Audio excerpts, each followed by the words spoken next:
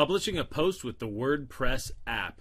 First, open the app for WordPress, then select your website. After you're in the website, go to blog posts. Once you're in blog posts, you'll look like this if you have no published posts, or you'll see a list like this that you can scroll through.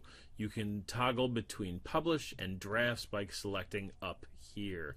Add a new post by selecting the plus sign. Once you're in, give it a title, give it your story, and next thing you know, you're ready to add a picture by hitting the plus button. Once you've hit the plus button, you can take a picture or select from your library. Once you've selected it, make sure you insert those pictures or picture.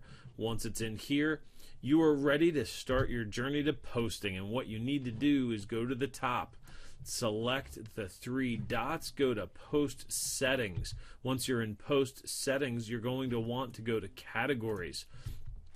In those categories, this is your front page. Make sure that you select that. Then you're going to go back twice and you will be in your post. However, in post settings, we would like to set a featured image. By setting a featured image, we're going to pick one of these folders here, pick a picture to post, and that is going to be featured on the front of your website when people are going through the sites, like on your recipes page. These radishes do not appear in the actual post. This is a post photo, and that is your featured image.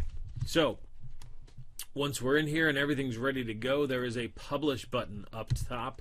You're going to select that, hit publish down here. You might even want to share that on Facebook once it has finished uploading all of your content, and we're going to do that by hitting the share button. Once you're in there, go ahead, grab Facebook, and then all you have to do is type a little something that's a tease to get them to visit your website instead of just reading Facebook. Next thing you know, you're ready to make money.